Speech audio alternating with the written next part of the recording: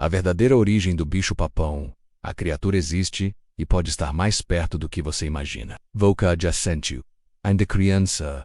Aquele medo inexplicável do escuro. Como se algo estivesse te observando do canto do quarto. E se eu te dissesse que esse medo tem nome, tem rosto, e que ele existe há séculos? O bicho-papão não é apenas uma lenda inventada por pais para assustar os filhos. Ele atravessou gerações, culturas e fronteiras. Sempre escondido nas sombras, sempre à espreita. Hoje você vai descobrir a verdadeira origem do bicho-papão. Casos reais, documentos esquecidos, relatos que jamais foram explicados, e o mais assustador, há quem diga que ele ainda caminha entre nós. Fique comigo até o final deste vídeo, porque o que você vai ouvir agora pode mudar para sempre a forma como você olha para o escuro. A figura do bicho-papão não nasceu no Brasil. Suas raízes estão enterradas profundamente em mitologias antigas, especialmente nas tradições orais da Europa medieval. Naquela época, em vilarejos isolados e assombrados por doenças e guerras, os pais recorriam a histórias assustadoras para manter os filhos dentro de casa. E longe de perigos reais como estranhos animais selvagens ou forças que eles mesmos não compreendiam. Na Península Ibérica ele era chamado de Hombre del Saco, na Itália, El Uomo Nero, na Alemanha, Der Schwarzmann. Sempre um ser que vinha à noite buscar as crianças que desobedeciam. Com a chegada dos colonizadores portugueses ao Brasil, essa criatura se transformou, adaptando-se ao medo local, as florestas densas e as realidades do nosso povo. No interior, o bicho-papão virou sinônimo de algo que mora debaixo da cama, no armário ou até atrás da porta, menos sempre pronto para agarrar quem ousar desafiar seus pais. Mas o mais inquietante é que, apesar das diferenças culturais, o padrão se repete. Um ser sombrio, sem forma definida, que se alimenta do medo infantil e age nas sombras, à noite. E se tantas culturas separadas por oceanos e séculos criaram mitos tão parecidos, será que estamos falando de invenções ou de uma entidade real que apenas muda de rosto com o passar do tempo? Ao longo da história, diversos relatos documentam aparições de entidades com as características do bicho-papão, não apenas como histórias para crianças, mas como experiências reais vividas por adultos. Em 1584, em uma vila ao norte da Espanha, foi registrado o desaparecimento de 3 crianças. Segundo os sobreviventes, um homem encapuzado com olhos brilhantes as observava pela janela dias antes. O caso nunca foi solucionado. Na Inglaterra vitoriana, jornais chegaram a publicar cartas anônimas alertando sobre uma figura conhecida como The Bugeyman, que arrastava crianças para becos e as fazia desaparecer. Alguns historiadores acreditam que esses relatos não eram apenas histeria coletiva, mas sim referências reais a crimes que a polícia não conseguia explicar. Aqui no Brasil, há um relato pouco conhecido que circula em comunidades ribeirinhas do norte. Um pescador afirma ter encontrado um saco abandonado na beira do rio. Ao se aproximar, ouviu choros e gemidos.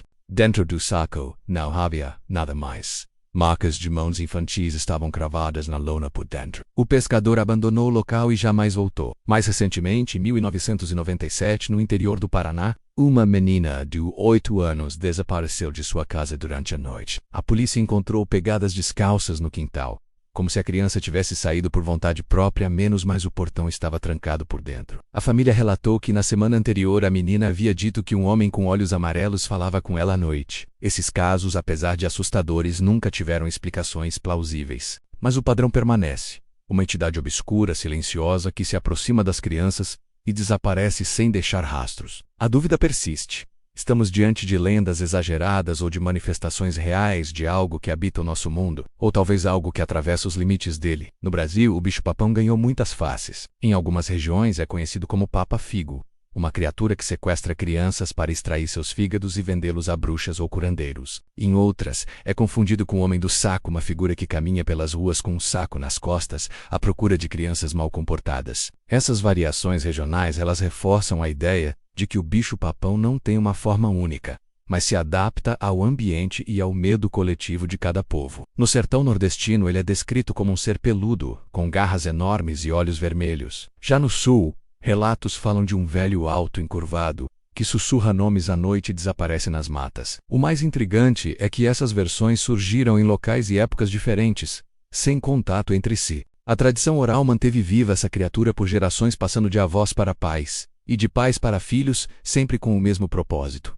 alertar, assustar e proteger. Ou será que essas histórias eram mais do que alertas? Talvez com o tempo a lenda tenha virado escudo contra uma ameaça que de fato já caminhou entre nós. E se essa criatura, em vez de ter sido inventada, tivesse sido testemunhada menos e sua existência convertida em conto popular, apenas para evitar o pânico. A psicologia infantil há muito tempo estuda o medo do escuro, do abandono e do desconhecido. É comum que crianças relatem ver figuras nos cantos do quarto, ouvir vozes ou sentir presenças. Os especialistas chamam isso de ansiedade noturna ou paralisia do sono, fenômenos naturais provocados pelo cérebro em desenvolvimento, mas há um detalhe que intriga os cientistas.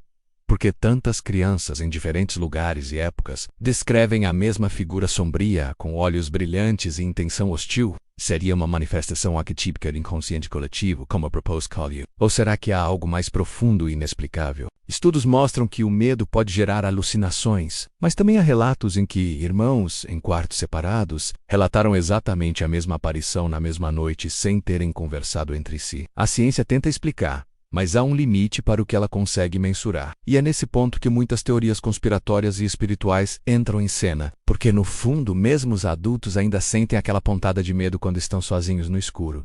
E se você ouvir um sussurro à noite, sua mente pode tentar racionalizar.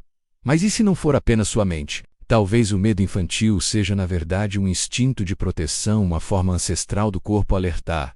Tem algo ali, e você precisa se esconder. Por trás do folclore e da psicologia, há um lado ainda mais sombrio que muitos preferem ignorar. Teóricos do ocultismo afirmam que o bicho-papão não é apenas uma criação cultural, mas uma entidade real, antiga e parasitária. Seria uma forma de egregora negativa, um ser que nasce e se alimenta do medo coletivo, especialmente o das crianças. Investigações paranormais, especialmente nos Estados Unidos e na Europa, registraram eventos em que objetos se movem sozinhos, crianças relatam interações com homens escuros e câmeras captam figuras distorcidas durante a noite. O mais famoso desses casos aconteceu em 2003, nos arredores de Budapeste. Uma equipe de pesquisadores foi chamada após inúmeros relatos de pesadelos intensos, vozes noturnas e crianças acordando com marcas nos braços. As câmeras térmicas captaram uma silhueta que se movia pelas paredes, mesmo sem presença física identificável. O local foi lacrado e o material até hoje é mantido em sigilo. Algumas correntes espirituais afirmam que o bicho-papão é um guardião das sombras, um espírito que habita a fronteira entre o mundo dos vivos e dos mortos,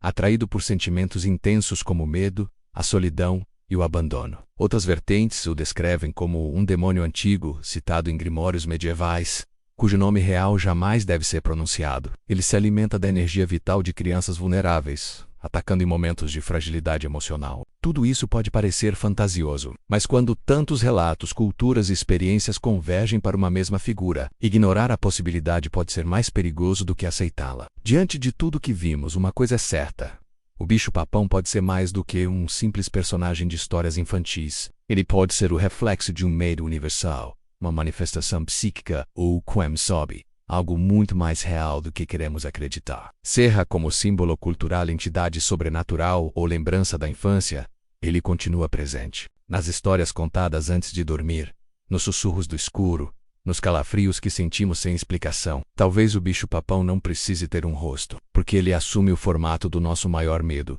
E é por isso que ele nunca desaparece. Ele apenas muda de nome, de forma menos, e continua à espreita. Agora eu te pergunto, você realmente tem certeza de que está sozinho enquanto assiste esse vídeo?